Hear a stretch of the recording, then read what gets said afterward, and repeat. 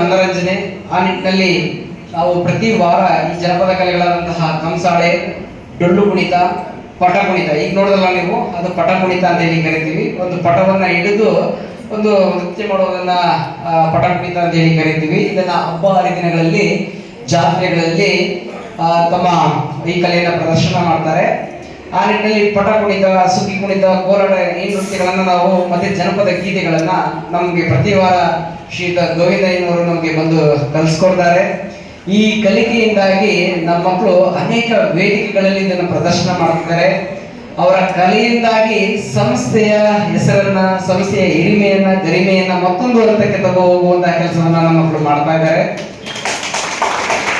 ಸ್ಥಳೀಯ ಮಟ್ಟದಲ್ಲಿ ಒಂದು ಕನಕೋತ್ಸವ ಅಂತ ಒಂದು ಕಾರ್ಯಕ್ರಮ ನಡೆಯುತ್ತೆ ಕನಕಪುರದಲ್ಲಿ ಪ್ರತಿ 2-3 ವರ್ಷಗಳಿಗೊಮ್ಮೆ. 2023ರಲ್ಲಿ ಆಗ್ತಿ, ಮತ್ತೆ ಈಗ ಶುರು ಆಗಿದೆ. 2023ರ ಕಾರ್ಯಕ್ರಮದಲ್ಲಿ ನಮ್ಮ ಮಕ್ಕಳು ಅದ್ಭುತವಾದಂತಹ ಪ್ರದರ್ಶನವನ್ನ ನೀಡಿ 1 ಲಕ್ಷ ಬಹುಮಾನವನ್ನು ಪಡೆದುಕೊಂಡು ಪ್ರಥಮ ಸ್ಥಾನ ಪಡೆದುಕೊಂಡು,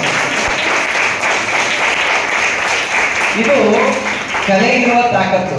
ಯಾಕಂದ್ರೆ ಕಲೆ ಅಂತಕ್ಕಂಥದ್ದು ಎಂತವರು ಕೂಡ ಒಂದು ಉನ್ನತ ಸ್ಥಾನಕ್ಕೆ ಕೊಂಡೋಗ್ತದೆ. ಆ ನಿಟ್ಟಿನಲ್ಲಿ ನಮ್ಮ ಮಕ್ಕಳು ಮಾಡಿದ್ದಾರೆ. ಇನ್ನು ನಮ್ಮ ಗುರುಗಳು